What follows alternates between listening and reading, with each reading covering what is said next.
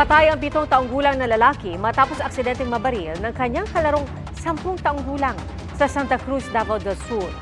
Ayon sa mga pulis, nakakita ang 10 taong gulang na bata ng handmade na baril sa sakahan at itinutok niya sa biktima.